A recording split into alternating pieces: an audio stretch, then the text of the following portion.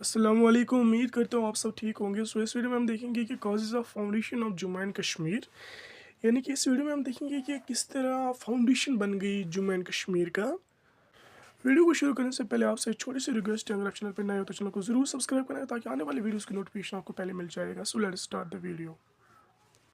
इन 1846 हमने देखा कि इन 1846 में जो क्या हुआ, जो जम्मू कश्मीर और लद्दाख जो था वो कभी भी पॉलिटिकल एंटिटी नहीं बने, लेकिन इन 1846 में वो पॉलिटिकल एंटिटी बने अंडर महाराजा गुलाब सिंह के अंडर। जब महाराजा गुलाब सिंह का रूल चल रहा था तो जैसे कि हमने देखा बहुत सारे पॉलिसीज़ देखे हमने, treaty of Amritsar and Lahore देखा हमने।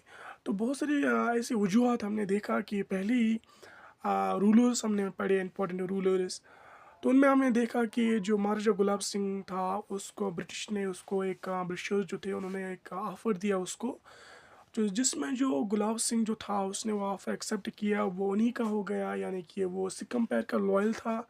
तो उन्होंने उसको एक ऑफ़र दिया तो फिर वो ब्रिटिशर्स का हुआ। तो हमने इन डेप्थ देखा, ठीक है। So Jammu and Kashmir became a unified state under Maharaja Gulab Singh.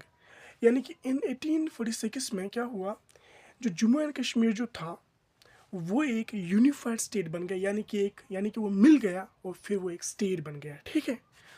Before this अगर हम इससे पहले की बात करेंगे, द रीजन ऑफ कश्मीर, यानी कि जो कश्मीर था एक रीजन था, जम्मू था एंड लद्दाख था, ठीक है। वो स्प्रेड यानी कि ये अलग अलग थे, ठीक है, रूल बाय डिफरेंट लीडर्स, यानी इनके ऊपर डिफरेंट रूलर्स जो हैं वो उनको चलाते थे, ठीक है, यानी कि उनको रन करते थे। The formation of this state was influenced by various political, geographical and the colonial factors। यानी कि बहुत सारे फैक्टर्स से इन्फ्लुएंस हुआ, जैसे कि political, geographical and the colonial factors. So पहला है मर्जिंग ऑफ डिफरेंट रीजनस, ठीक है, यानी कि जो ये रीजनस थे कश्मीर, जम्मू एंड लद्दाख, ये क्या हुए, ये इकट्ठे हुए। तो इकट्ठे जब हुए ये एक सिंगल पॉलिटिकल एंटिटी बन गई। तो Kashmir, Jammu and Ladakh had never been a single political entity, यानी कि इससे पहले इससे पहले मतलब इन 1846 से पहले ये कभी भी यानी कि सिंगल पॉलिटिकल एंटिटी नहीं बने। Kashmir was the most powerful region, यानी कि मैंने आपको पहले ही बोला कि कश्मीर हिस्टोरिकली एक पावरफुल एम्पायर माना जाता था, यानी कि एक रीजन माना जाता था। While Jammu and Ladakh were rule by small local rulers, यानी कि ये जो जम्मू एंड लद्दाख थे इनको कौन चला रहे थे, इनको कौन रूल कर रहे थे, यानी कि स्मॉल लोकल लीडर्स रूल करते थे।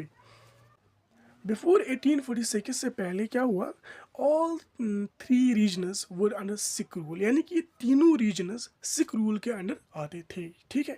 कंट्रोल बाय द लाहौर दरबार उनको कंट्रोल कर रहा था, यानी कि जो सिख एम्पायर था। British involvement in Sikh empire, यानी कि जब जो ब्रिटिशर्स थे वो जब इन्वॉल्व हुए किसमें, सिख एम्पायर में जब इन्वॉल्व हुए, कैसे हुए इन्वॉल्व हुए मैंने आपको बता दिया, ठीक है, एक ऑफ़र के ज़रिए। तो वो फिर किस तरह उनका जो इन्वॉल्वमेंट है वो किस तरह बढ़ गया, ठीक है।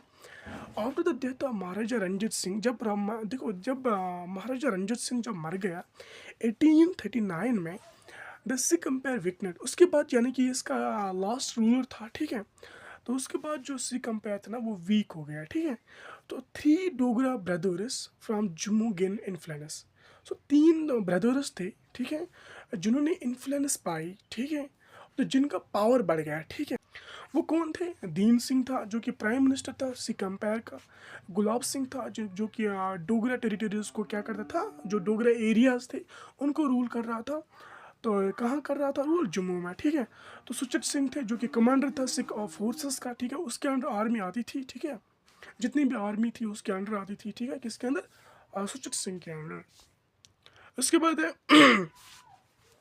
The British wanted to weaken the Sikhs and started supporting Gulab Singh, यानी कि जो ब्रिटिश था वो सिख अंपायर को क्या करना चाहता था, वीक करना चाहता था। और उन्होंने क्या किया, सिख अंपायर को मतलब वीक करने के लिए उन्होंने स्टार्ट किया, किसको सपोर्ट करना स्टार्ट किया, गुलाब सिंह को, यानी कि महाराजा गुलाब सिंह, जो कि उनको अपना था क्योंकि उन्होंने उनको ऑफर दिया। तो फिर वो उन्हीं का बन गया। दैट इज़ वाई वो उसको सपोर्ट कर रहे थे, ताकि क्या हो जाएगा, जो सिख अंपायर था वो कमज़ोर हो जाएगा, ठीक है। ब्रिटिश, और तीसरा है ब्रिटिश डिफीट द सिख्स, यानी कि एंग्लो सिख वारस। जब एक एंग्लो सिख वारस हुए, हमने पहले ही देखा जो सिख्स थे जिसमें जो गुलाब सिंह था, महाराजा गुलाब सिंह, उसको ब्रिटिशर्स जो थे उन्होंने उनको ऑफ़र दिया। वो ऑफ़र क्या थी? ट्रीटी ऑफ अमृतसर, ठीक है। जो ट्रीटी ऑफ अमृतसर हुई, तो उसमें क्या हुआ, उसमें उसको एक लालच दी गई है, उसको हम जम्मू कश्मीर लद्दाख देंगे, तो फिर उसको दिया भी गया, तो वो हमने देख लिया। The British fought the first Anglo Sikh war, जब ब्रिटिश ने पहली एंग्लो सिख वार माने लड़ी 1845 टू 46 तक, एंड डिफीटेड द सिखर्स, और सिखर्स को क्या किया? हरा दिया, ठीक है। टू वीकन सिख कंपेयर, इससे क्या हो गया, जो सिख पावर था वो क्या हो गया? वो कमज़ोर हुए, ठीक है। The British encouraged Gulab Singh to betray the Sikhs, यानी कि तो ब्रिटिश ने क्या किया, यानी कि उनको ऑफ़र दिया। किसको ऑफ़र दिया? गुलाब सिंह को ऑफ़र दिया। तो उससे क्या हो जाएगा, यानी कि तो ओबियसली वो फिर उनका गद्दार बन जाएगा। किनका? सिख कंपेयर का गद्दार ही बन जाएगा, ठीक है। In return for his support, ठीक है, the British gave Kashmir to Gulab Singh. जैसे ही उसको सपोर्ट मिल गया ना, किसको मिल गया सपोर्ट? यानी गुलाब सिंह को ऑफर दिया गया, सपोर्ट मिल रहा उसको ब्रिटिशर्स का, तो उसने क्या किया? उसको क्या दिया गया है? उसको कश्मीर दिया गया है। ट्रीटी ऑफ लाहौर जब हुई मार्च 9 1846 में, जो ट्रीटी ऑफ लाहौर हुई, तो आफ्टर आफ्टर डिफीटिंग द सिखर्स को डिफीट करने के बाद, यानी कि हराने के बाद, the British to control of Jammu, तो ब्रिटिश ने क्या किया, यानी कि जम्मू को अपनी लपेट में ले लिया, कश्मीर को भी और लद्दाख को भी, ये हमने देख लिया, ठीक है। उसके बाद ट्रीटी ऑफ अमृतसर हुई, उसमें हमने बिल्कुल इन डेप्थ देखा क्रिएशन ऑफ, यही जो है ना, इसी इसी ट्रीटी में जो क्या हुआ, यानी कि formation of Jammu and Kashmir हुआ, ठीक है। एक्चुअल अगर हम देखेंगे तो formation of Jammu and Kashmir, तो वो इसी ट्रीटी में बन गया। Instead of ruling directly, the British sold it to Gulab Singh for 75 lakh rupees. यानी कि जो ब्रिटिशर्स थे वो कश्मीर को डायरेक्टली नहीं रूल करना चाहते थे, कश्मीर के ऊपर डायरेक्टली रूल नहीं करना चाहते थे। और रीज़न ये था कि वो इसको एक बफर स्टेट बनाना चाहते थे, तो जिसको फिर क्या हो जाएगा, जिससे ब्रिटिशर्स बाहर रहेंगे, तो बफर स्टेट बीच में हो, तो वो इसकी हिफाजत करेंगे। तो डैट इज़ वाई वो उसको किसी रूलर को देना चाहते थे, जो क्या करे, इस कश्मीर को रन करे, ठीक है। This treaty officially established Jammu and Kashmir as a princely state under Gulab Singh. इस ट्रीटी ने क्या किया? इस ट्रीटी ने ले आया, led to the formation of Jammu and Kashmir as a princely state बन गया ये, ठीक है। किसके अंडर? गुलाब सिंह के अंडर। ये भी क्वेश्चन आ गया, ये भी क्वेश्चन आ सकता है, ठीक है। और 6th पॉइंट है कि की टर्म्स हैं ट्रीटी ऑफ अमृतसर का। जो पहला पॉइंट है, the British transferred Kashmir to Gulab Singh, making him it is ruler. यानी कि अगर जो ब्रिटिशर्स थे, जब उन्होंने मतलब गुलाब सिंह को क्या दिया? कश्मीर दिया, making him it is ruler, और गुलाब सिंह को रूलर बना दिया। किसका? कश्मीर का। Gulab Singh gained control over land between Ravi and Indus rivers. ये पॉइंट हमने देखा, ऑलरेडी क्लियर किया, ऑलरेडी हमने ये कवर कर दिया। Gulab Singh and his successors would have full control over the region. जो गुलाब सिंह था, जो उसके सक्सेसर्स थे, उनको भी एक बहुत बड़ा, उनको भी फुल कंट्रोल मिल गया। किसके ऊपर? रीजन के ऊपर। ही हैड टू पे 75 लाख रुपीज़, यानी कि 50 lakh immediately and 25 lakh later, जो कि हमने देखा कि 6 मंथ्स में ड्यूज, यानी कि 6 मंथ में उसको देना पड़ेगा 25, ठीक है। He could not pass laws against the British interest, ये भी हमने देखा कि वो कोई लॉ नहीं बना सकता है जो ब्रिटिश इंटरेस्ट के खिलाफ जाएगा, ठीक है। He had to help the British in future wars, यानी कि जो भी फ्यूचर वार्स हो जाएंगे, यानी कि ब्रिटिश को, तो गुलाब सिंह को क्या करना पड़ेगा? मदद करना पड़ेगा। Which he did during the revolt of 1857 में भी उन्होंने मदद किया, जिससे क्या हुआ, जो रिवोल्ट है वो क्रश कर दिया गया, ठीक है।